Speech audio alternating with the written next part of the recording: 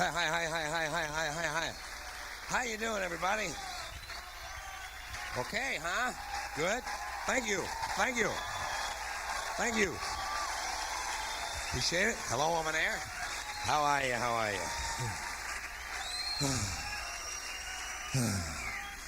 You know, I have been asking this question for a long time, asking this question for about 10 years, and I still have not gotten a really good answer. Why is it that most of the people who are against abortion are people you wouldn't want to fuck in the first place? Huh? Boy, those conservatives are really something, aren't they? They're all in favor of the unborn. They will do anything for the unborn. But once you're born, you're on your own. You're on your own. God help you if you actually need something from one of these mean-spirited pricks, huh? How would you actually like to need something like a sandwich from one of these cocksuckers? They'll shoot you in the asshole, steal your roadmap, and take your beer money away. Pro-life conservatives are obsessed with the fetus from conception to 9 months. After that, they don't want to know about you. They don't want to hear from you. They don't want to know your name. Know nothing. No neonatal care, no daycare, no Head Start, no school lunch, no food stamps, no welfare, no nothing. If you're pre-born, you're fine. If you're preschool, you're fucked. You're fucked. Conservatives don't give a shit about you until you reach military age. Then they think you are just fine. Just what they've been looking for. Conservatives want live babies so they can raise them to be dead soldiers. Period. Pro-life. These people aren't pro-life. Most of them are in favor of the death penalty. They all want bigger bombs and more guns. Now they're killing doctors. What kind of pro-life is that? They're not pro-life. You know what they are? They're anti-woman. Fairly simple thing to see. Anti-woman. They believe a woman's primary role is to function as a breeder for the state. Pro-life. I don't see many of these white Christian anti-abortion women volunteering to have any black fetuses transplanted into their uteruses, do you? No, that might be the Christian thing to do. I'm not going to stay up late and wait for that to come over the news. Operation Rescue. Why don't they rescue some of these crack babies and take them home, give them some love, give them some attention, take care of them?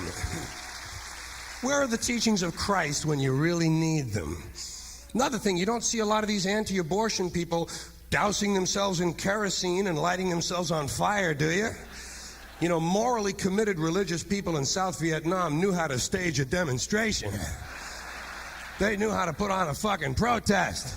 Sprinkle on some kerosene, light yourself on fire. Come on, you fucking Christians. Let's see a little smoke to match that fire in your bellies. Here's another question I have. I'm full of questions. I'm full of a lot of things. Questions is only one of them. How come when it's us, it's an abortion, and when it's a chicken, it's an omelet? Huh? What, are we so much better than chickens all of a sudden? When did this happen that we passed chickens in goodness? Name 6 ways we're better than chickens. See, nobody can do it. You know why? Because chickens are decent people. Chickens are decent people. Nothing wrong with a chicken. You don't see chickens hanging around in drug gangs, do you? No. You don't see a chicken strapping some guy to a chair and hooking up his nuts to a car battery, do you? No. When's the last chicken you heard about came home from work and beat the shit out of his hen, huh? Doesn't happen. You know why? Because chickens are decent people. And we have the nerve to call them animals. You ought to hear what they call us. You ought to be in the hen house at midnight. It's not pleasant. Anyway, let's get back to this abortion shit. Now, is a fetus a human being? This seems to be the central question, and there's room for disagreement. Is a fetus a human being? Well, if a fetus is a human being, how come the census doesn't count them? Don't they want to know how many human beings there are? If a fetus is a human being, how come when there's a miscarriage, they never have a funeral? I never hear of that. If a fetus is a human being, how come people say we have 2 children and 1 on the way instead of saying we have 3 children?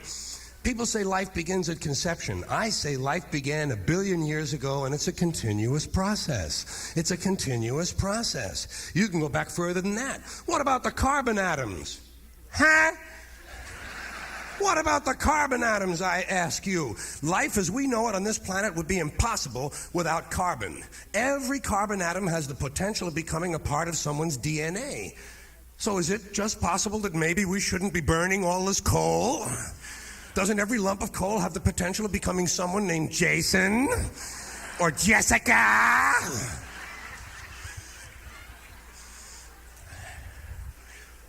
Well, the really hardcore, militant anti-abortionists will tell you that life begins at fertilization. Fertilization, when the sperm fertilizes the egg, which is usually a couple of moments after the man says, gee, honey, I was going to pull out, but the phone rang and it scared me.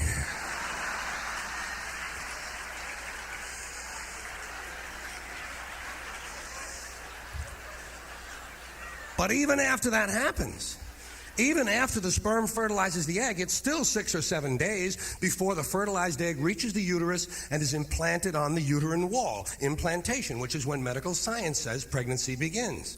6 or 7 days, and not every fertilized egg makes it to the uterus. 80% of a woman's fertilized eggs are rinsed and flushed out of her body once a month during those delightful few days. They wind up on sanitary napkins. And yet they are fertilized eggs. So basically what these anti-abortion people are telling us is that any woman who's had more than one period is a serial killer. Huh? I'm just trying to look for a little consistency in these arguments I keep hearing. I mean, if they really want to get serious, what about all the sperm that are wasted whenever the state executes a condemned man and one of these Christian guys who's watching comes in his pants, huh? Here's a guy standing around with his jockey shorts full of little Vinnies and Debbies, and nobody's saying a word to the guy. Just a slim breed of consistency is all I'm looking for. Here's another inconsistency.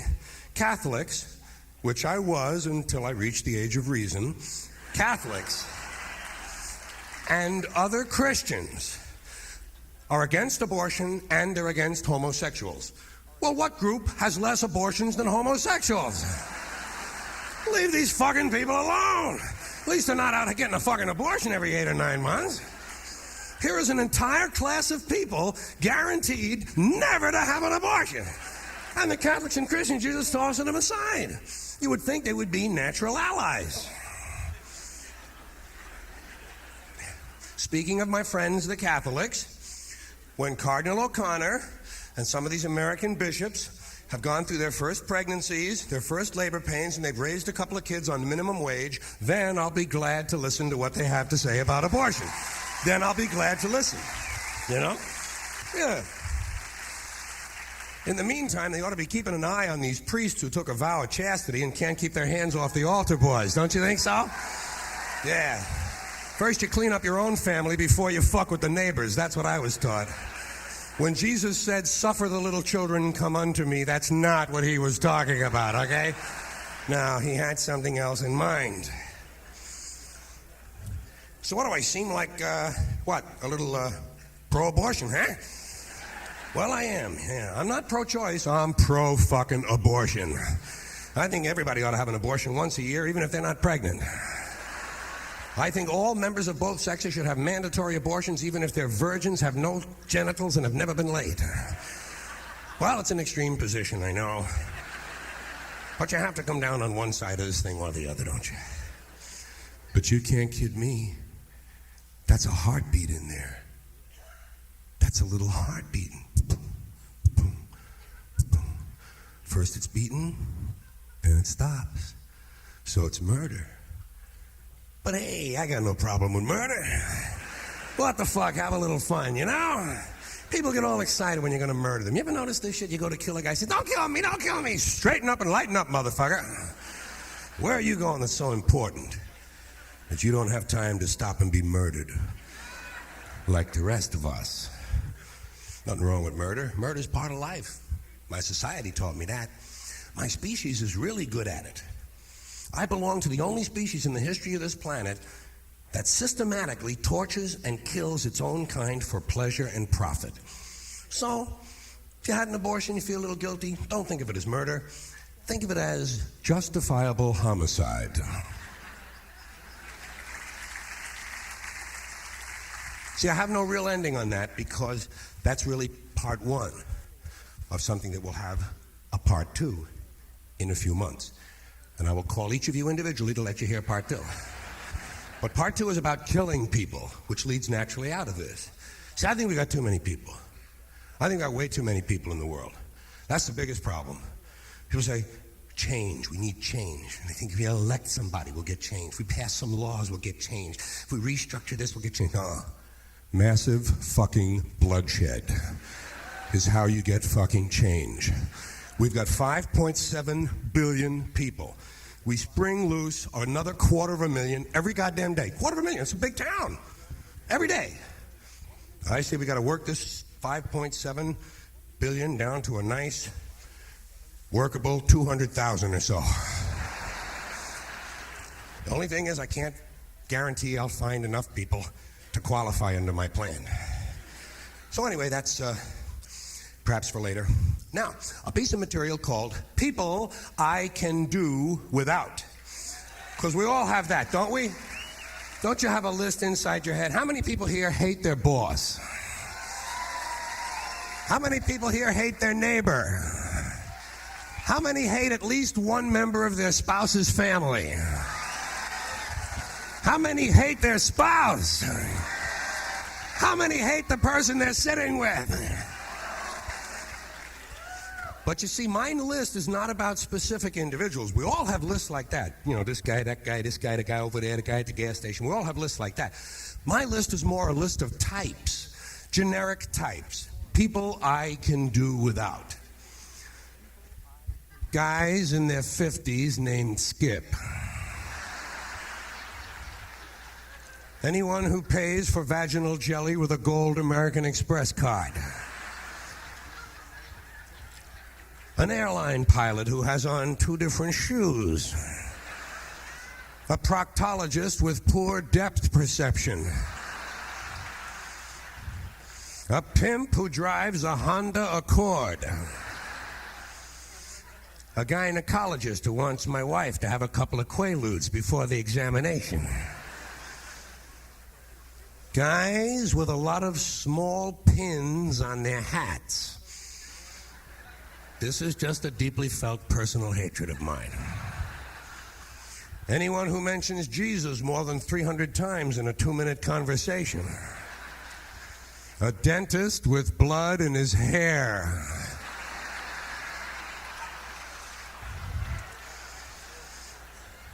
Any woman whose hobby is breastfeeding zoo animals. A funeral director who says, hope to see you folks again real soon. A man with only one lip. Old women who get drunk and throw up at brunch. A Boy Scout master who owns a dildo shop. People who actually know the second verse to the Star-Spangled Banner. A man in a hospital gown directing traffic.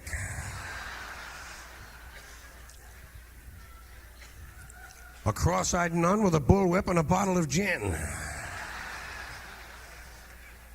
Any lawyer who winks a lot and refers to the police as the federales. Guys who have their names printed on their belts. Quite often they have a lot of small pins on their hats. A brain surgeon with Born to Lose tattooed on his hands. Couples whose children's names all start with the same initial. A waitress with a visible infection on her serving hand. People who have large gums and small teeth. Guys who wear the same underwear until it begins to cut off the circulation to their feet. and any man whose arm hair completely covers his wristwatch. All right, that's enough of that. That's the way we start. That's the way we start. Thank you. You know, I never fucked a 10, but one night I fucked 5 2s. And I think that ought to count. One time a friend and I fucked 6 3s, which is really nice because it averages out to 9 apiece. You know, we have in the English language a lot of little expressions that we use all the time, say them all the time, and we never seem to examine them very closely. We just sort of say these things as if they really made sense.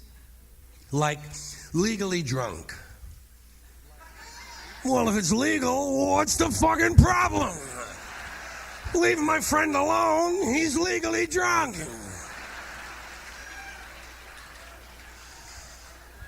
You know where you can stick it.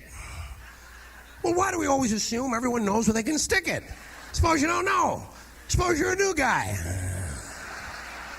You have absolutely no idea where to stick it. I think there ought to be a government booklet entitled Where to Stick It. Now that I think of it, I believe there is a government booklet like that. They send it to you when you complain about your income tax. Selling like hotcakes. Well, is this the fastest selling item we could think of? Hotcakes? Cigarettes, beer, coffee, for Christ's sakes. Even eggs. You go to the average place where people are ordering breakfast, you'll find a lot more people ordering eggs than are ordering hotcakes. But it doesn't sound right, does it? Michael Jackson's new album is selling like eggs. Lacks a certain ring.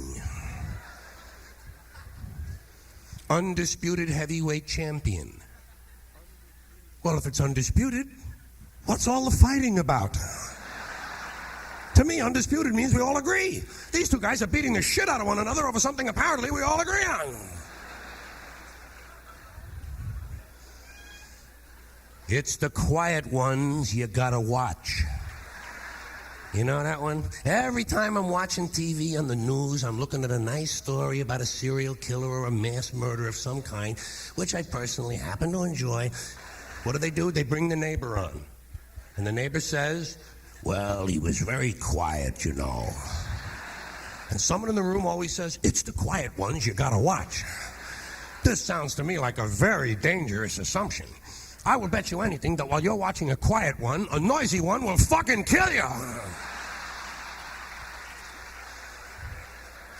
Suppose you're sitting in the bar and one guy's over on the side reading a book, not bothering anybody. Another guy's standing up at the front with a machete, banging it on the bar, saying, I'll kill the next motherfucker who comes in here. Who are you gonna watch? You goddamn right.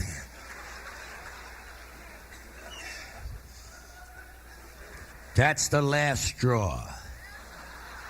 That one never seemed fair to me. I think you ought to warn a guy first. That's the next to the last straw.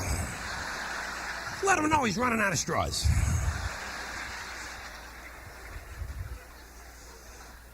Down the pike.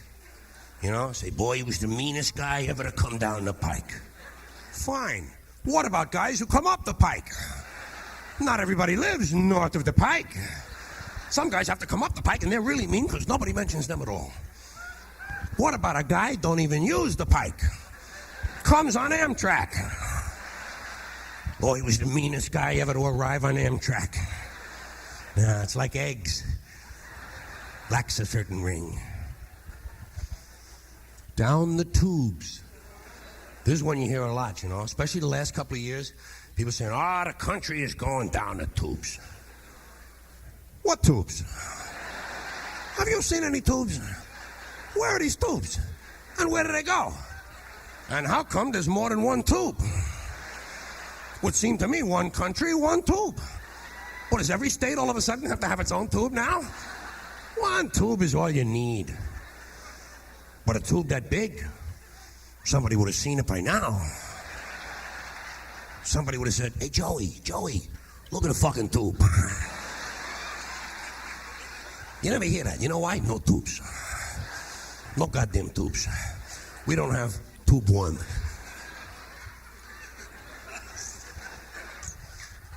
lock them up, and throw away the key. This is a big one with guys. Guys like to say things like that. It makes them feel tough, you know.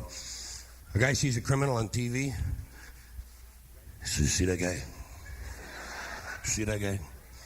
They ought to take that guy, lock him up, and throw away the key. This is really stupid. First of all, every time the guy's got to take a shit, you're going to have to call a locksmith. If he's in there for 30 years, even if he's eating government cheese, it's going to cost you a fortune. Second of all, where do you throw the key? Huh? Where do you throw the key? Right out in front of the jail? His friends will find it. How far can you throw a key? 50, 60 feet the most. Even if you lay it flat on its side like that and you scale it, what do you get? An extra 10 feet tops.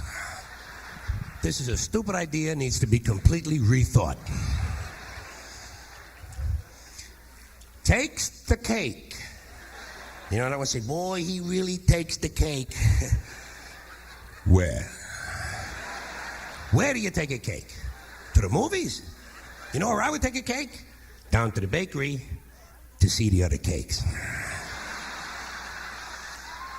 And how come he takes the cake? How come you don't take the pie?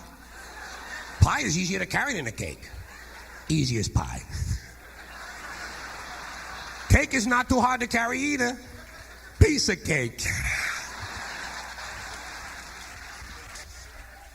The greatest thing since sliced bread. Is this really the greatest thing we could think of? The fucking pyramids, for Christ's sakes. Great Wall of China, the Panama Canal. Even a lava lamp. To me, is greater than sliced bread. What's so great about sliced bread? You got a knife, you got a loaf of bread, slice the fucking thing. And leave me get on with my life.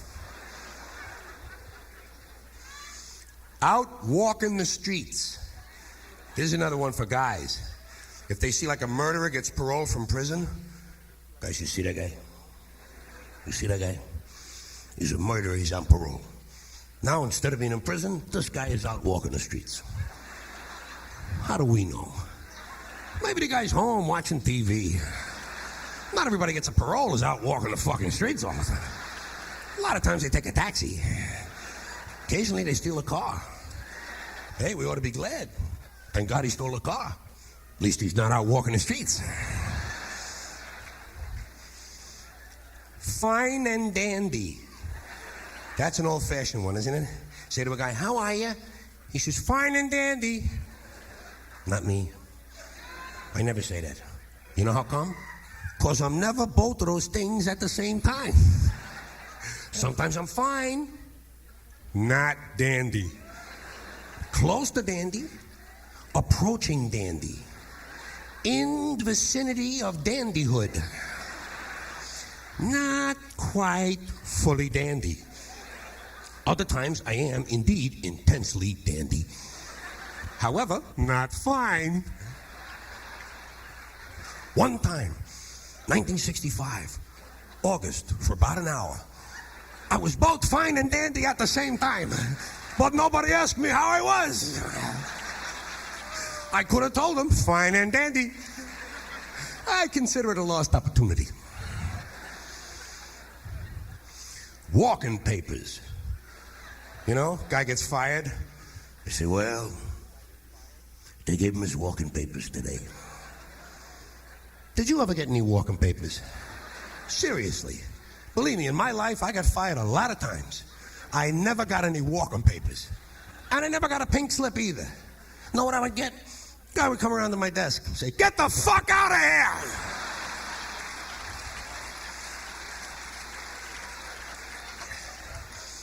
What would walking papers say anyway? Take a walk. You don't need more than one paper for that. It would be a walking paper. It's like the Riot Act. They keep telling you they're going to read that to you. Have you heard it yet? Not me. Especially when you're a kid, they threaten you. You wait till your father comes home, he's going to read you the Riot Act. Tell him I already read it myself. And I didn't like it either. I consider it wordy and poorly thought out. He wants to read me something. How about the Golden Book of 250 sexual intercourse positions?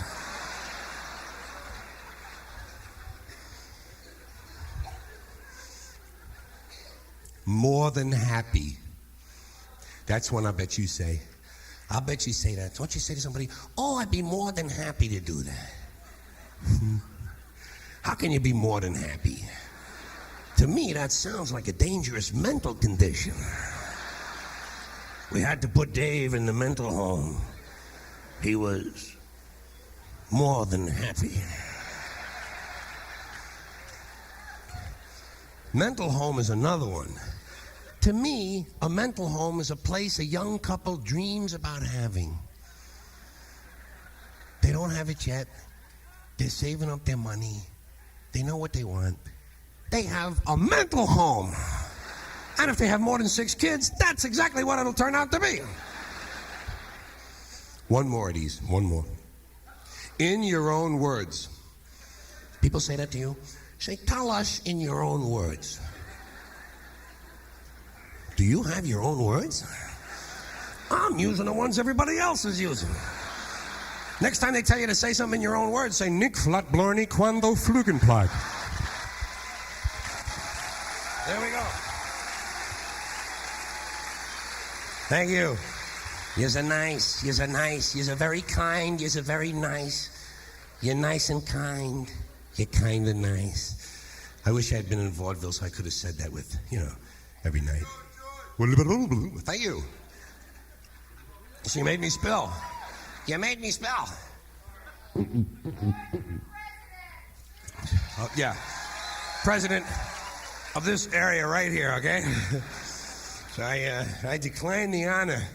But I certainly want to thank you. Hold on, I have other notes and shit. I hope you don't mind. Sometimes I use notes to help me a little bit because I'm trying to do something that I don't know perfectly yet, but I know that it's pretty good. It's not like I'm trying it out on you. So I occasionally want to do that, and I'll get back to them. But let's see what I had planned. Oh, yeah. Okay, well, the water, that's supposed to be a cue to me from myself. Listen, the water. Well, you get dry up here. You get dry talking. No, see, you get dry. And it's dry anyway. It's a dry kind of day. It's a low humidity day. Got a high pressure center. You get that hot, cold. And hey, when you're in your mid-50s, you get a little drier. It's part of growing older. Shit dries up. That's where they get that expression from. You dried up old fuck. There's always a basis in truth for language. And when you get dry, don't you get that lip crud sometimes? You ever get that lip crud, that little film, that little coating that grows down your lip, your lower lip from the corner of your mouth?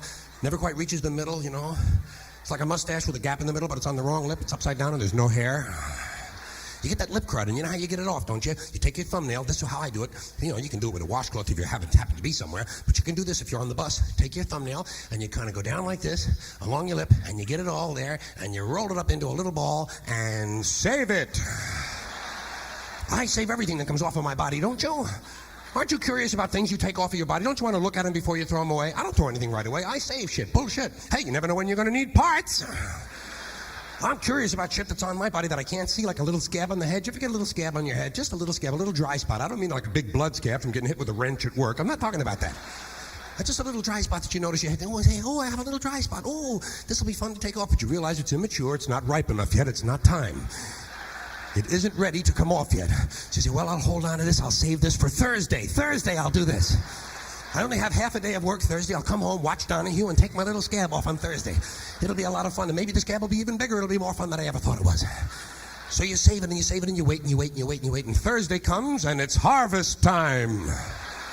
It's time to harvest the little scab. So Donahue's over. You start picking around with your fingernail because you have to be careful. You want to go all around the edges. You don't want to break it. Who needs a fragmented scab? That's no good. You want a whole scab you can look at and maybe take notes on and write a magazine article for Scab Magazine. You never know. So you go carefully around the outside of the scab to loosen it from your skull. And finally, it's loose from your skull, but there are 2 hairs growing through it. And you have to take it off like that. And then you get it off and you put it on something white. So you can see it. You need high contrast to look at it. Say, look at this part of my body over here. Come here. This was on my head. Not anymore. Take a look. Get the scrapbook. I'm going to save this one. This is a great one. Well, I get curious about shit that comes off of me or out of me. And things always feel bigger before you get them off. Don't they feel bigger when they're still inside or something? You're working on something that's inside your head, like earwax. Sometimes you just scratch your ear and you notice, and you say, holy shit, holy Christ, this is fucking huge. Sandra, bring the children in here. Get the camcorder, Billy. This is a fucking monster. Call Geraldo. Get the number out for the Guinness people. Wait till this comes out. Holy shit. Then you get it out and you think, oh, shit, that's not even worth saving, for Christ's sake. It's below the limit. I'm not saving that. Don't you get curious about your fingernails when you clip your nails? Don't you save the clippings for at least a couple of hours? You don't just throw them right away, do you? Like, suppose you're sitting on the bed. You're just sitting on the bed, and there's something really stupid on television, like the news. And you say, fuck this shit, I'm going to clip my nails. So you get out your little nail clipper and you start clipping. And you do your toenails, too, because they're bigger, weirder, and more formidable and yellow-looking because you're taking a lot of beta-carotene. And there's a little spring in the thing. They go, boo, they fly away, the little nails. Boo, they go about 2 or 3 feet on the bed. And they're all over the bed by the time you get finished clipping. So you have to gather them into a little pile. You get all your nails together and say, holy shit, honey, look at this. This is the biggest pile I've had in 6 months. I'm not throwing these away. It's a set. It's a complete set. I save my fingernails at least overnight until I can't bend them anymore, you know? Isn't it fun when they're still moist and viable? You can bend them for a little while, and then in the morning you can't. They're stiff and they're hard. Throw them away. Fuck them. Who needs unbendable fingernails? Not me. I'm not that sick. I don't need parts that badly. But you see what I'm talking about? We have these common crossroads. We have these intersections in our lives, little ones, where we meet and never see one another. Things like that. Little things that make us all the same. Little things we all know about, never talk about, because they're minor. Yeah? And they're not all gushy. They're not all gushy body things. Sometimes they're just mental tricks. Do you ever look at your watch, and then you don't know what time it is?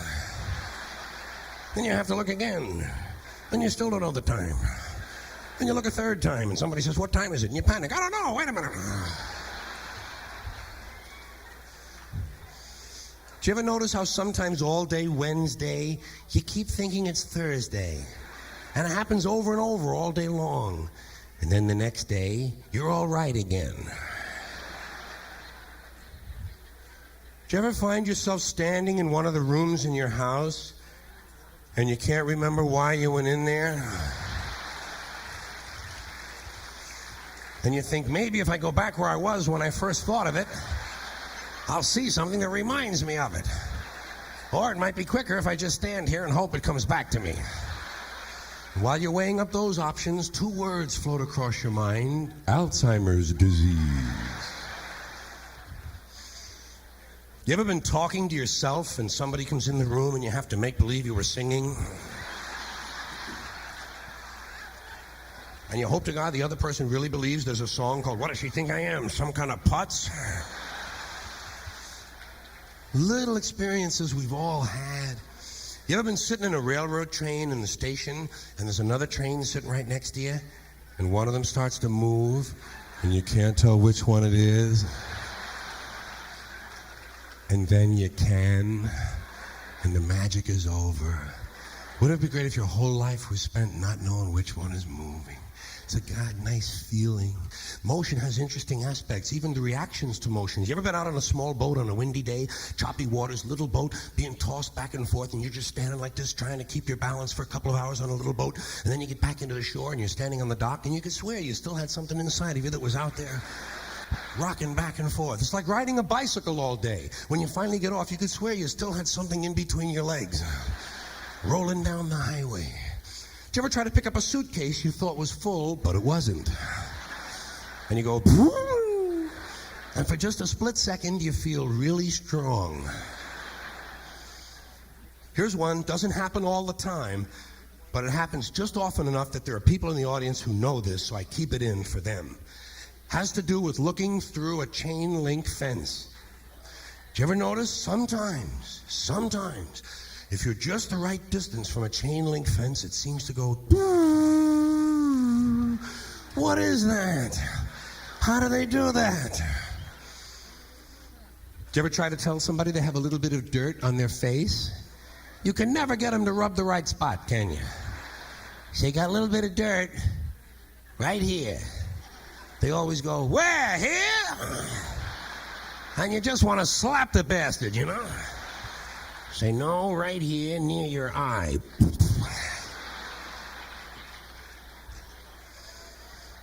Do you ever notice how awful your face looks in a mirror in a restroom that has fluorescent lights? Every cut, scrape, scratch, scar, scare, bruise, boil, bump, pimple, zit, wart, welt, and abscess you've had since birth all seem to come back at the same time. And all you can think of is, I gotta get the fuck out of here. before these people think I really look like this. This is not my true face. How about when you're walking with your arm around your date? Do you ever notice sometimes when you're walking with your arm around your date, one of you has to change the way you're walking?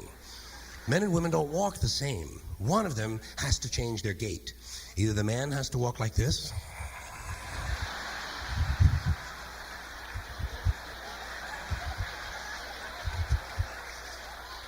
or the woman has to walk like this.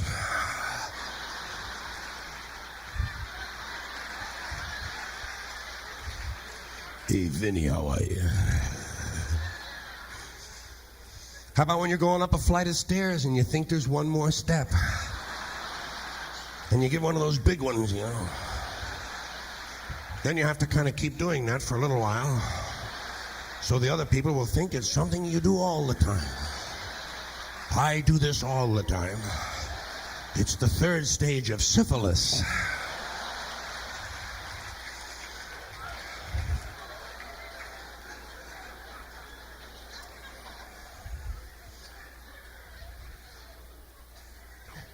When you drink grapefruit juice in the morning, do you go, I do too. Why do we drink it? Do you ever fall asleep on a late afternoon and wake up after dark and you don't know what goddamn day it is? And you think, maybe it's yesterday. How about when you're lying on the pillow? Do you ever notice when you have your head on the pillow, if you close the bottom eye, the pillow is down there. Then if you switch eyes, the pillow moves up there. Wow, holy shit, Dave, look at this. The mystery of the moving pillow. I think it's related to the chain link fence mystery myself. Just before you belch, you have an option. Should this belch be audible? Or should I keep this one to myself and sneak it past the gang? You know how to do that, the secret, silent, stealth belch. You've done it 1,000 times. You open your throat to its roundest configuration, thereby allowing the column of foul air to escape. It sounds like this. And it's at a moment like that that you can taste a Greek wedding dinner you had 4 years ago.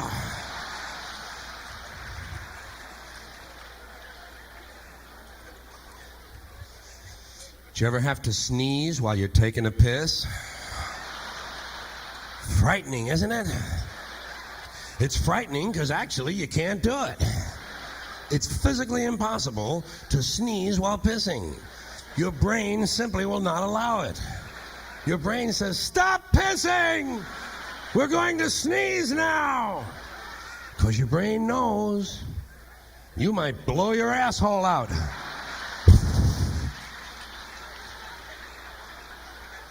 And wind up having to paint the entire apartment.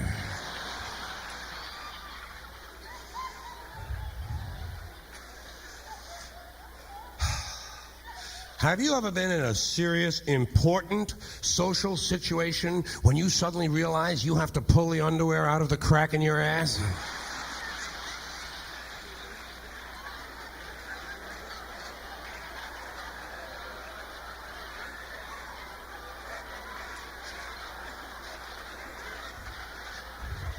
You take this woman to be your lawful wedded wife?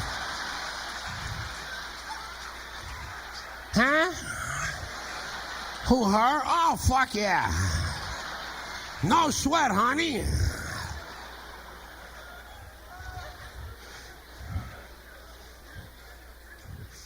You ever been at a really noisy party? You know the kind of party I mean, really loud music playing, and everyone is talking too loudly, and in order to be heard, even by the person who's standing right next to you, you've got to be screaming at the top of your lungs.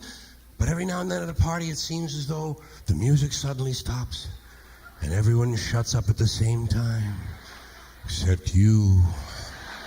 And only your voice can be heard ringing across the room. Right, I know. Well, what I'm going to do, I'm going to have my testicles laminated.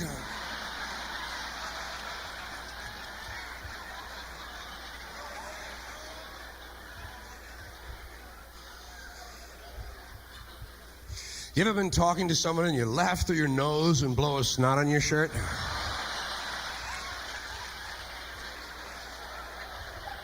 And you have to just kind of keep talking, you know, make believe it's part of the design. Works all right if you're wearing a Hawaiian shirt, but otherwise they're going to notice. Ed, big snot on your shirt. Well, some people are extremely cruel.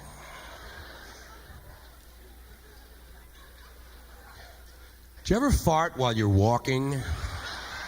You notice how they come out? In segments.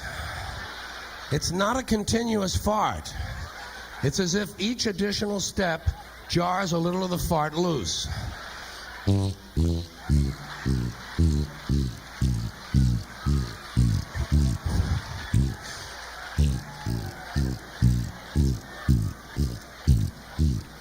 Hi, Lois.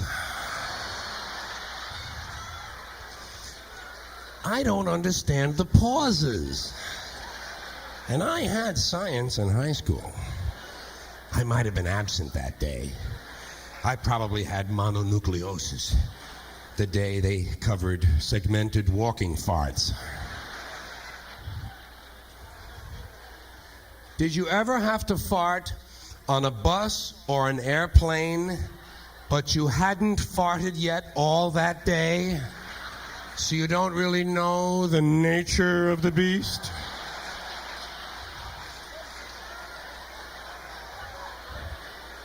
You only know that it's substantial. What you have to do in a situation like that is to release a test fart.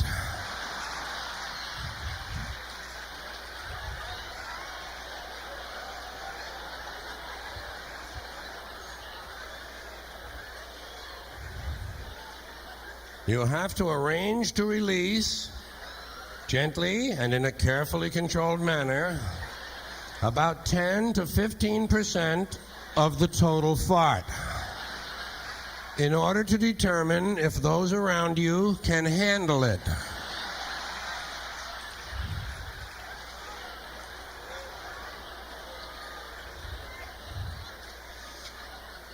When releasing a test fart, it is often good to engage in an act of subterfuge, such as reaching for a magazine.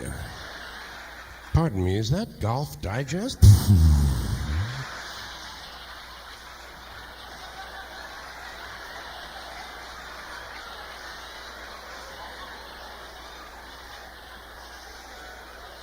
Well, that doesn't seem too horrifying. In fact, it's rather good. I think they ought to enjoy the rest of this one. And it turns out to be one of those farts that would strip the varnish off a footlocker. A fart that would end a marriage. And everyone heads for the exits, even the people on the airplane, as you realize it is time to review your diet, with an eye toward perhaps a little less fiber. I won't eat a wicker chair every morning. Well, we do have an awful lot of little common highways, you know, and it's fun to find them and talk about them. Hold on while I get some of this. Oh, I'm thirsty again.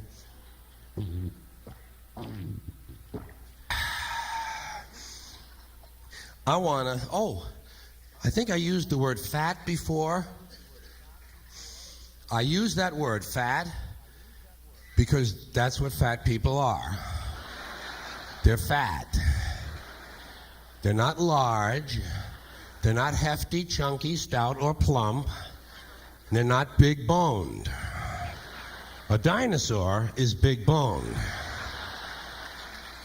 They're not obese. Obese is a medical term. And they're not overweight. Overweight implies there is some correct weight. There is no correct weight. Heavy is also a misleading term. An aircraft carrier is heavy. It's not fat. Only people are fat. And that's what fat people are. They're fat. I say this without apology. It is not intended as an insult or a criticism.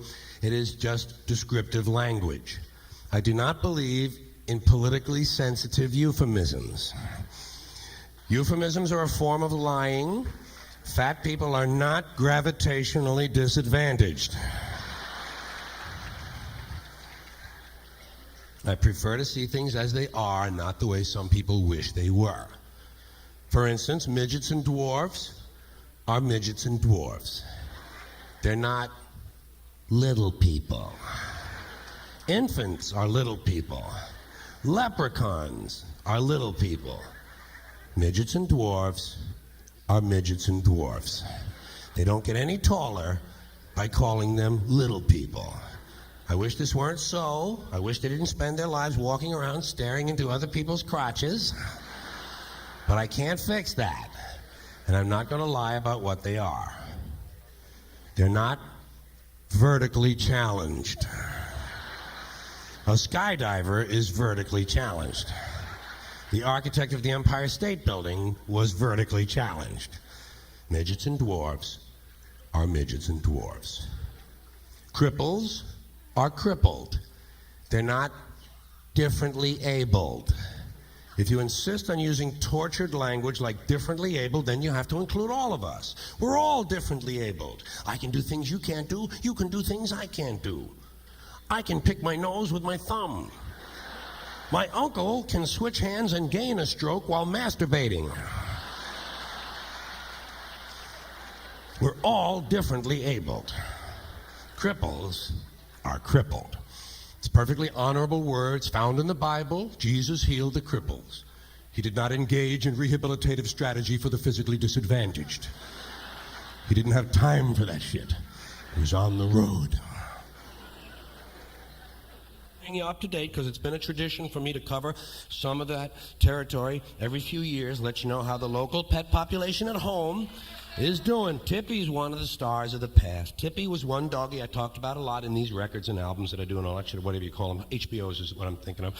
And Tippy was a mixed terrier. A lot of people know this, is just a little background. Tippy was a mixed terrier. You know mixed. Mixed is the word the veterinarian puts on the form when even he, with all of his expertise, plus that big chart they have in the waiting room, does not know what the fuck it is you have wandered in with. Did you ever bring in a little mixed puppy to a veterinarian when you were a kid just to find out what it was? You didn't have any money for shots, you just wanted to know what you had, and you say, what is it, what is it? And you say, well, it's definitely not a monkey. Tippy was actually part Dodge Dart. And a good little dog. And everything I tell you about my pets is true. It's exaggerated a little for comedy, no question about that, but the facts are the facts, and these are events that really happened. Tippy, I told you, Tippy committed suicide. About 5 or 6 years ago, Tippy committed suicide, ran out in front of a milk truck. Shit, that's suicide at our house. It's certainly not a weight reduction program, is it? Although the long-term results are strikingly similar. Tippy just ran out in front of a milk truck. No concern for the family. No note. Selfish. Act.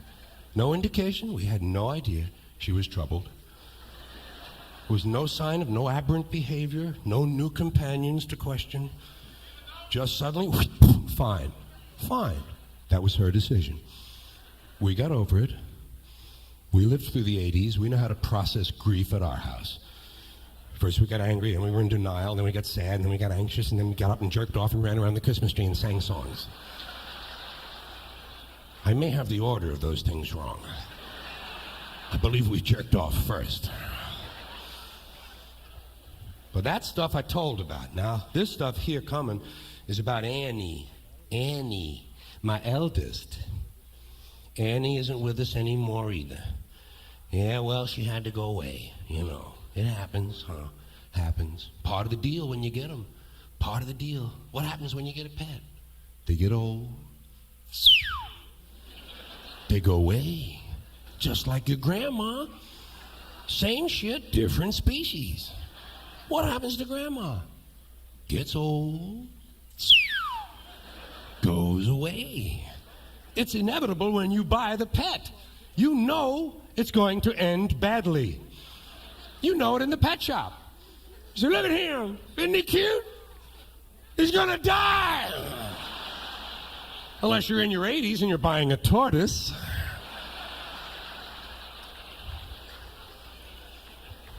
Annie just got old. Annie come from a junkyard in Belmore, Long Island, by the way. That's where Annie was born. Spent her first 2 months. Come from a junkyard in Belmore, little Annie. She wasn't no junkyard dog. She had a big, good heart. We got her out of there in time, you know, and took her out to California where she grew up. And Annie was just, well, she was supposed to have been a German Shepherd. She was a mixed Shepherd. Everything we had was mixed something. Mix this, mix that. Annie was a mixed Shepherd. She was supposed to have been a German Shepherd, according to my drug-taking friend who gave her to me. He said, he is going to be a German Shepherd. And I, being a good drug taker at the time, said, well, hell yeah, you can see it, can't you? And it never happened. I used to call her my Austrian Shepherd because she never quite made it to the German border. But she's a good dog. Just got old. Hips started to go. First sign of trouble. Just like my grandma. Isn't that odd? Same symptoms, different members of the same family. Hips. A lot of shepherds get that hip problem when they get old. Even well-bred shepherds come up with that hip dysplasia. Can't hold up them hind legs anymore. You ever have that? Just dragging them legs behind them. Front end looks great. Piss you off, wind up with half of the goddamn dog. Front end looks great. She'd have been a Chevrolet. She could have been rebuilt. She's just dragging them goddamn legs. Sometimes you drive in the driveway and you see her behind a bush looking at you and say, look, she's okay. And she come out, oh, fuck you, come the rest of it, you know. Poor Annie. And they look at you with them big eyes. And they don't know what's going on. They just say, fix me, Daddy. Fix me up. And you can't do shit, and you know it, and you don't want to do what you know you're going to have to do, but you know you're going to have to do it. And I knew how to do it, and I had to do it, and I did it. I had to do it, and I did it. I put a contract out on Annie. I had some people whack my dog. But we whacked her when she was eating a big plate of pasta in her favorite restaurant. Just like they do it in the gangster movies. We knew Annie would like that. So Annie went away, just like my grandma. Actually, it was a little bit different. I believe we whacked my grandma in the mall. But as soon as Annie was gone, we did what a lot of you people would have done. We got us a new dog right away. Don't you do that? Get a new dog to kind of fill the void in your life. We got us a new little guy like this called Mo. M-O-E, Mo. And he's cuter than a dick. He's only about this big.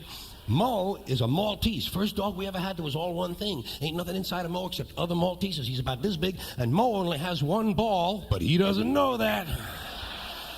And he doesn't act like it either because Mo humps Vern, and Vern is a male cat. Swear to God. Not only is it a interspecies, it's a homosexual affair as well. The whole family's just praying that there be no children, you know. Because where would you send them to school, huh? And I think no matter where you send something like that, it's going to be ridiculed because children are so cruel at that age. But that's what's happening in our house. Mo humps Vern. He's out there first thing on. You ever have that shit going on in your yard? 5:30, he's out. He got a lot of energy for a guy with one ball. I got to give him that. He's out there trying to get a lot, actually. And he's wearing a hole in the fur on the back end of that cat. And sometimes he's got so much energy that his feet leave the ground. And he's airborne on Vern. He's trying to hold on to cat hair with dog paws and keep it in at the same time. And Vern could care less about the whole goddamn deal. Vern is bored shitless with this operation. Vern will give you a look like this while he's getting fucked in the ass.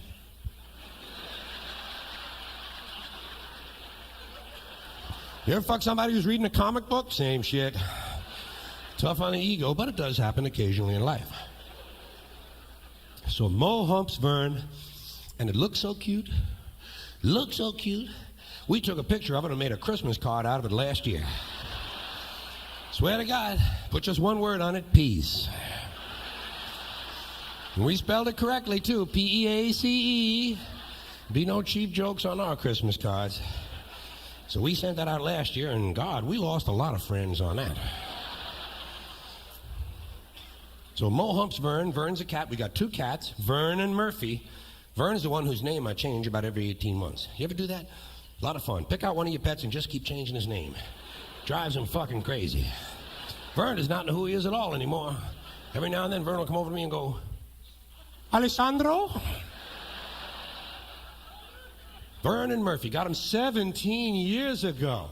When we first moved into this house that we live in now, that's how come I know how old they are.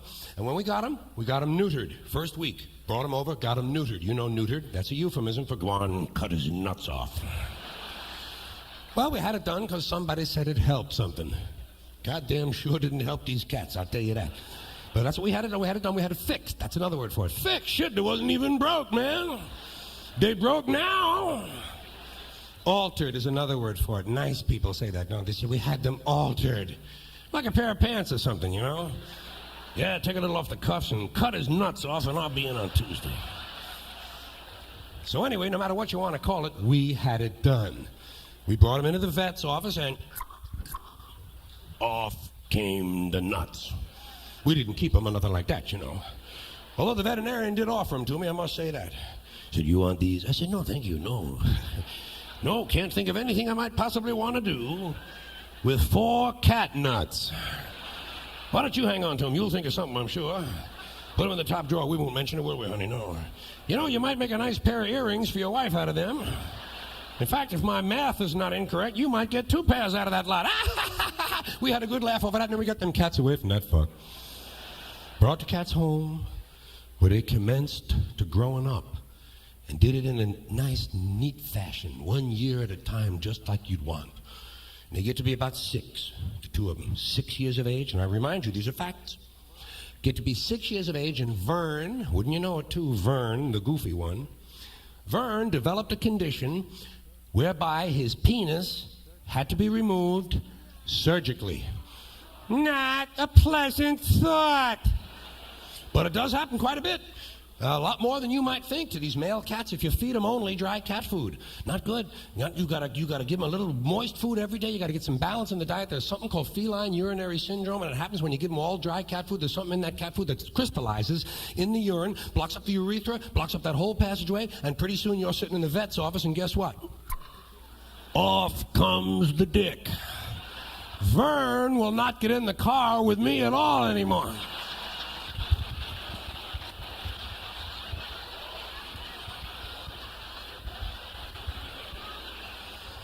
He doesn't trust me at all because he doesn't know what's coming off next.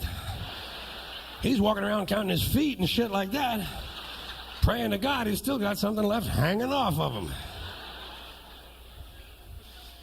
Such is the condition of the animals at our house, and because of it we have a little riddle going around the family. What has 12 legs, 2 dicks, and 1 ball? And it's Murphy, Moe, and Vern. But you got to be kind of close to the family to guess it on the first try. And since you've been nice enough to let me tell you my pet stories, which I appreciate, I'll pay you back. Offer you a little household hint. Just a silly little thing. It's free, though. Household hint. Help you clean up after your dog, too. It's right on the same topic. Help you clean up. Actually, it's more of a preventive measure. Feed your dog rubber bands. You ever do this? Works great. Feed your dog about 10 to 12 rubber bands every day. And then when the dog takes a shit, there's usually a little loop on one end of it. And look at that, huh? Is that handy? Handy. What could be handier? And sanitary, too. Pick it up and throw it in the neighbor's yard. He'll think it's alien shit. What does he know?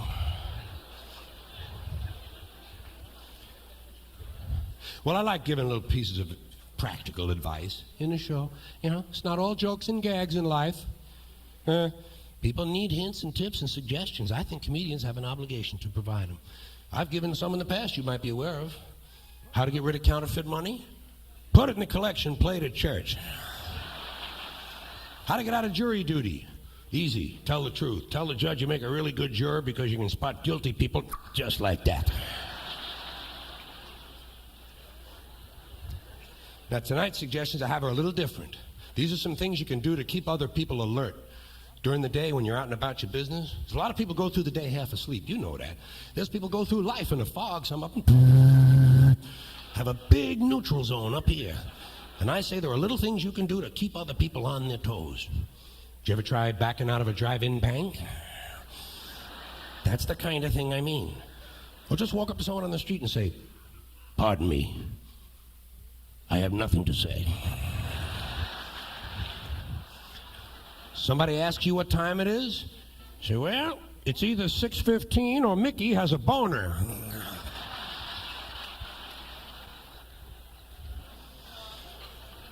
Many of these suggestions are intended for use on retail clerks, because retail clerks seem to need special help. How many times have you walked into a store and realized immediately the clerk was running on a lean mixture? The cheese fell off his cracker a long time ago. He's just a couple of green stamps short of a toaster. Here's a good one for clerks. This one is good for the gift shop. Walk right in the gift shop and ask for your gift. So I saw the sign, I came in for my gift. Save you people the trouble of looking all over for me. Doesn't impress them, keeps them on their toes. Shit, they might even give you a little something just to get you the fuck out of there. Or go into any quiet little shop on a Sunday morning and say, "Are you open on Thursdays?" And run. Let them figure it out. Hey, it's certainly none of your concern. Stand on line at the bank for a really long time. And when you finally get up to the window, just ask for a change of a nickel. They actually call other tellers over to look at you. Here's one you might try. Go into the photographer's studio in your neighborhood and ask the man if you can buy the pictures of the other people. How much for that heavy-set couple in the window, please? Or they will stare at you a long time on that one. In fact, they might even back up several feet. This one is my current favorite. Go to a dry cleaner's and ask the man if he can remove the stains from one pair of pants and put them in another pair of pants. They ought to be able to do that for the same amount of money. While you're in there, ask him if he can get pecker tracks off a wedding gown. That's the test of a really good dry cleaner. Come on lace. Go to a laundry, hand him your shirt and tell him to rotate the buttons. Go to a gun store, buy a gun, then buy some ammunition, then ask them if they have any ski masks. Here's a good one for the supermarket. Next time you're in the supermarket, get a shopping cart and fill it to the top. I mean a huge mound of groceries in your shopping cart, then go up to the line and look for somebody with one item and ask them if you can get ahead of them. Do you mind? I'm in a hurry. I only have 1,100 items.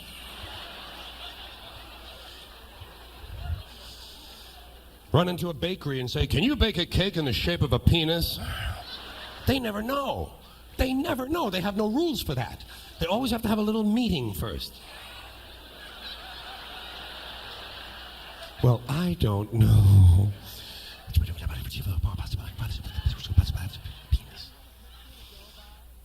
Could we have a picture to go by? Well, no. But I tell you what I'm going to do for you, ladies. Order more flour, Helen!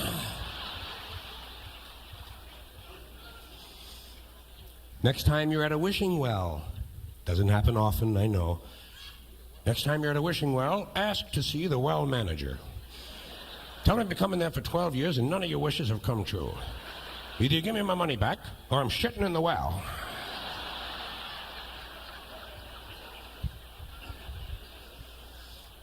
Here's one for the baseball park. Next time you're at the big stadium, did you ever notice at the baseball games a lot of guys bring a glove? Fuck that, bring a bat. You see a foul ball coming? Hit it back to them. Wave to the pitcher. They'll think you're a fun fan. They'll think it's straitjacket night. Did you ever notice in some hotels they give you a little sewing kit? You know what I do? I sew the towels together. Sew the sheets to the drapes. Let them know you've been there. Sew a button on a lampshade. Let them figure it out. Hey, it's certainly none of your concern. Here's one for the guys, strictly for the guys. Go to a barber shop and tell the man you want to get your pubic hair streaked. Say nothing fancy, just frost my bush. They'll be talking about you for years. The man who had his bush hair sectioned off with aluminum foil. You might even be inducted into the Bush Hall of Fame. Here's a good one if you're out drinking in a bar. Do you ever notice in the bar someone always says to you, hey, can I buy you a drink? Say, no thanks, but can I have the money instead? Tell them you're saving up to go to rehab. That's a good cause.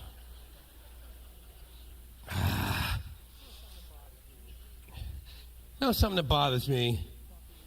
See, I don't have pet peeves. I don't have pet peeves. I have major fucking hatreds.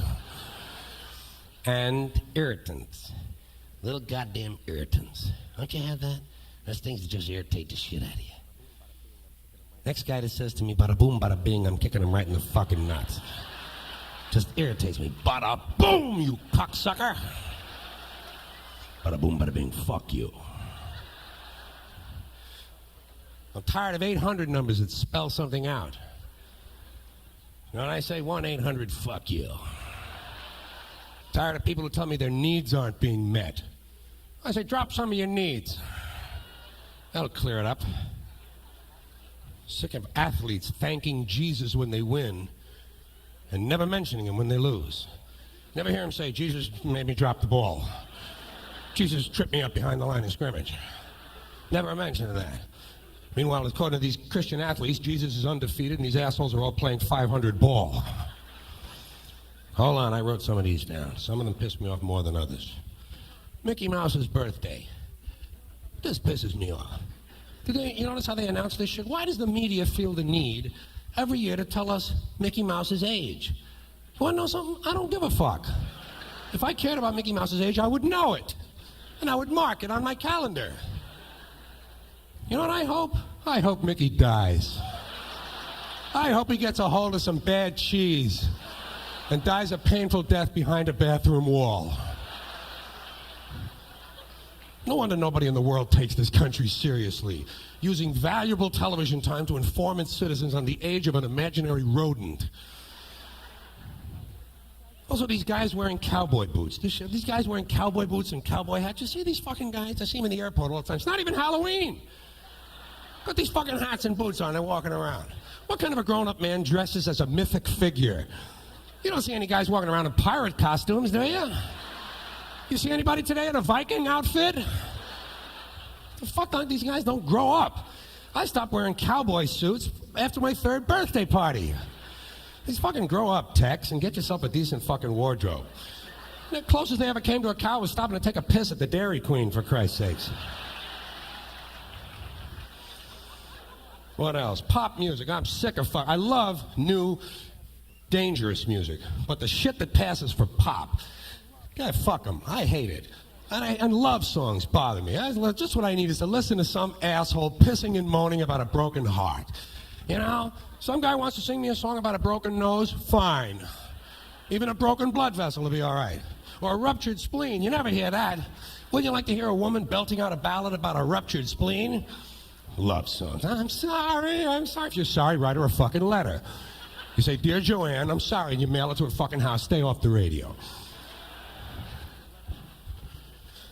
Tired of celebrities who say that they're, these phony charities they work for because they're giving something back. I don't feel that way. I didn't take shit. Search my house. I didn't take a fucking thing.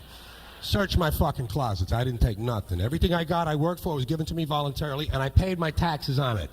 Late, but I paid my fucking taxes. You want to give something back, cocksucker? How about half the fucking money? How about 2 of the fucking houses? Give them back. Bullshit, jerk me off. Don't want to hear about it. Also, you know what fucking bothers me? Every time a Vietnam veteran or some deranged asshole from the NRA comes into a schoolyard with an AK-47 and wipes out a couple of dozen teachers and children, the next day the fucking place is crawling with grief counselors and trauma specialists, psychologists and psychiatrists to help the children adjust. Fuck that. When we were kids, somebody came and shot 20 or 30 of us, we kept on fucking working. We did our fucking lessons. Kids are soft. I thought I'd never say that in my life. Kids are fucking soft. Need a fucking grief counselor. Also, what about these people who kill their entire families because a voice told them to? Because, well, a voice told me to kill. Doesn't a voice ever tell these people to go take a shit in a Pepsi or something like that? Only for killing people. It's the only time you hear these fucking voices. Someone's gonna die. I don't know. Also, aftershave and cologne bothers the shit out of me. I never use that shit. Never have. Got laid plenty of times. You don't need it to get laid. See fucking guys come in an elevator and smell like a fucking pine tree. So go home and wash up, you stupid cocksucker. You smell like a Portuguese hooker. Fucking guy smells like the botanical gardens. I need that shit. What's wrong with your own smell? We have pheromones. We have sexual identities through our smells. They're secondary sex characters. The only country in the world, America, we're so afraid of our sexual identities. Oh, they cover it up with perfume and shit like that. Just cover it all up with the deodorant and perfume and cologne and aftershave and just cover up everything we got. Europe, you don't find that. Guy gets in the elevator in Europe, he smells like shit. Those people know how to live. You know what bothers me? The names of singles bars. Have you noticed the way they name singles bars? All have the same kind of names. All have cutesy little names. One-word names that end in S. Scamps, tramps, chats, rumors, cahoots, cheers, chances, chuckles, giggles, mingles, gags, risks, gambits. Hey, if I had a singles bar, you know what I'd call it? Nipples and dicks. Nipples and dicks, a little truth in advertising.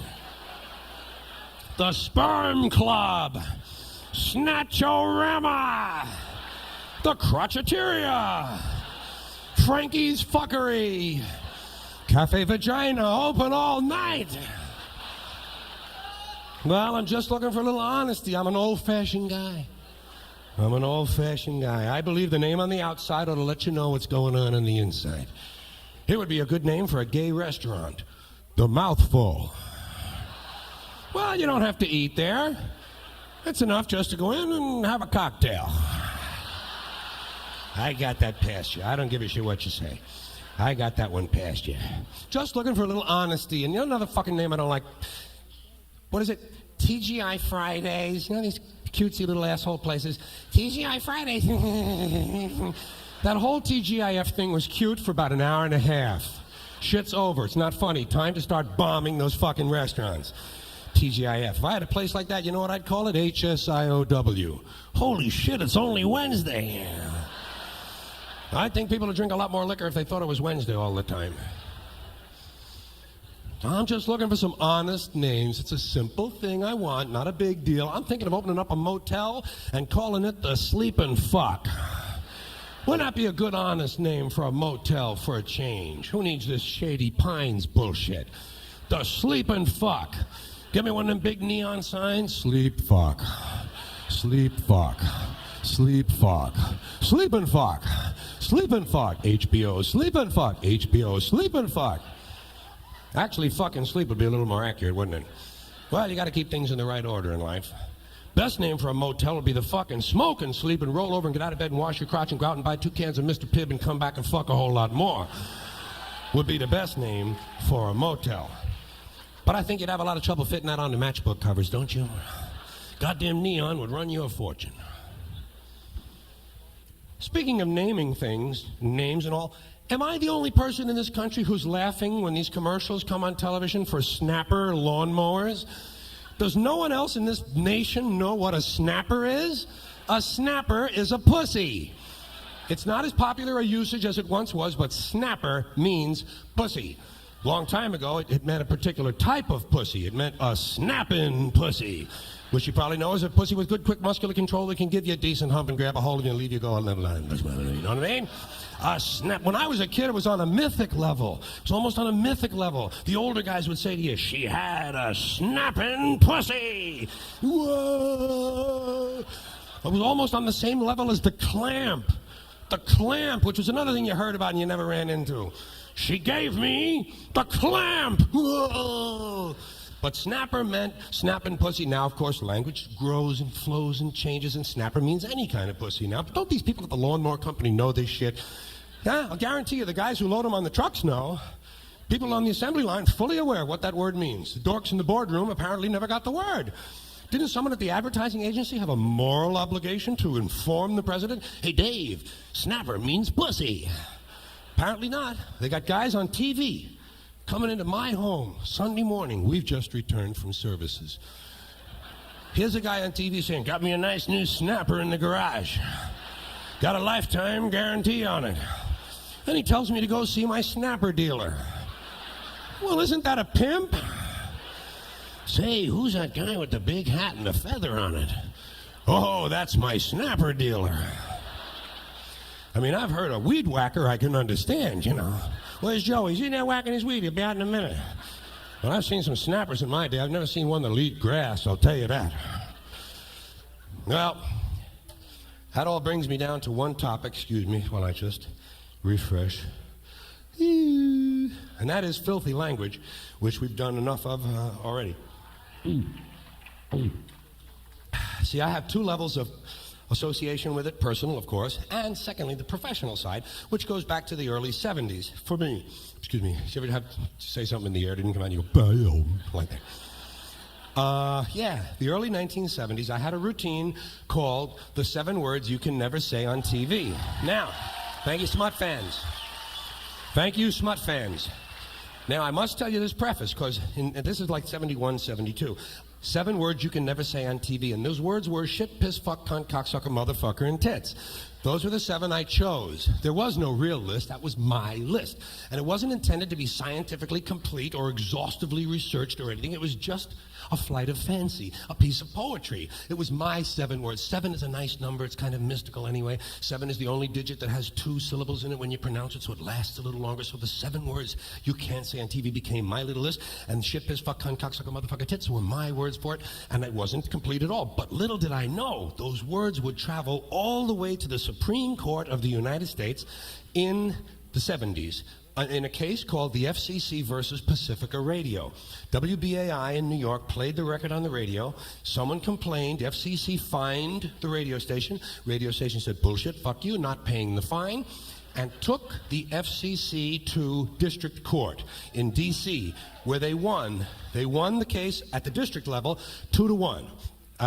Then the FCC upped the stakes and took the case to the Supreme Court of the United States, where in 1978 it was ruled 5-4 that these words were indecent, not obscene, because it had nothing to do with obscenity. It was regulatory law that has to do with whether or not the FCC had the right to impose prior restraint on radio stations. And the court said yes, in these 7 cases. Shit, piss, fuck, cunt, cocksucker, motherfucker, and tits. And that amused the hell out of me, because it was a dumbass, incomplete, dopey fucking list I had made up when I was loaded on pot and cocaine. And these 9 assholes had elevated it to law. They put it in the annals of American law that these are the indecent words. I mean, they left out dickhead and dick smoker and cunt lapper and a lot of other ones you can't say on television. And not only was I amused by that, there was a kind of a perverse pride that I had that this had happened, because I realized that in that big building in Washington, in that august building behind those phallic pillars, somewhere deep, deep in the archives of the Supreme Court, somewhere in between the Dred Scott decision and Roe versus Wade, you'll find shit, piss, fuck, cunt, cocksucker, motherfucker, and tits, and my name is all over them.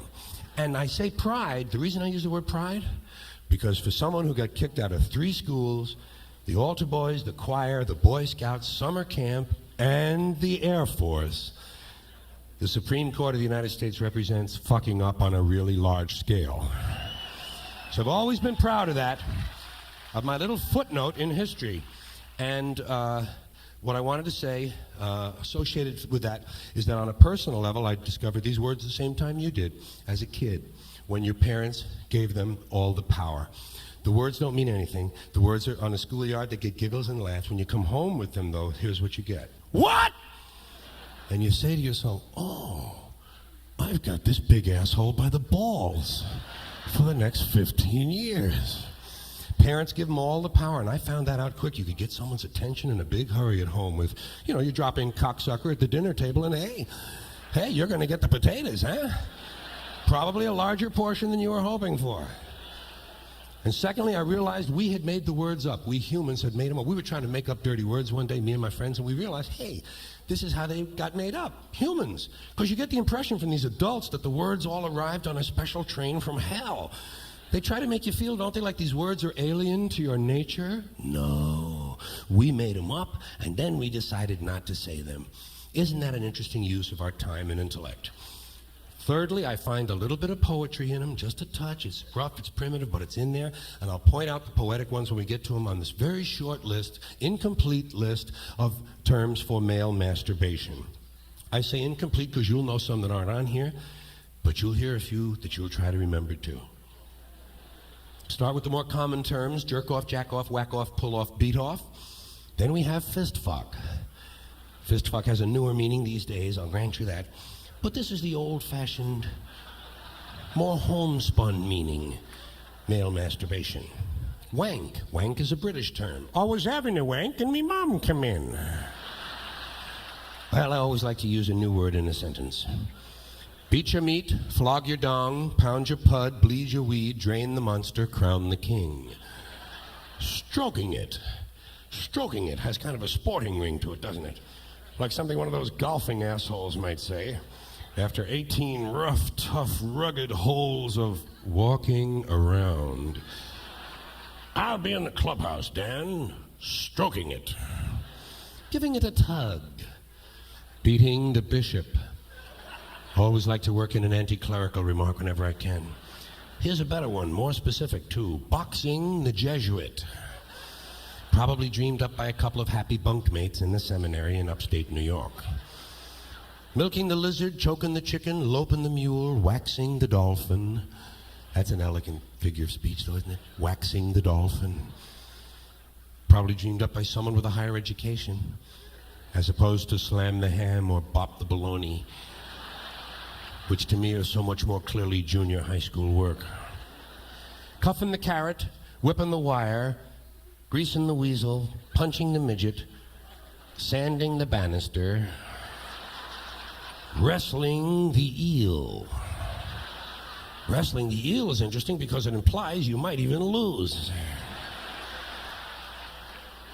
Snapping the monkey, nurking your throbber. Well, I had never even heard of the verb nurk prior to this interesting usage. Spank the frank, yank the plank, crank your shank, paddle the pickle, jerk the gherkin, punishing Percy. That's an unfortunate thought. Slapping the clown. What kind of a sick mind could come up with something like that? I don't know. Visiting Rosie Palm and her 5 daughters. Shooting putty at the moon, which I believe is a metaphor for spiritual yearning. And finally, a term for male masturbation given to me by a member of the audience just a couple of weeks ago: shaking hands with the unemployed. Thank you all for coming here tonight. I do appreciate it. Hope I'll see you again. Take care. Good night, everybody. See you later. Thank you. Good night. Thank you. Thank you. Now,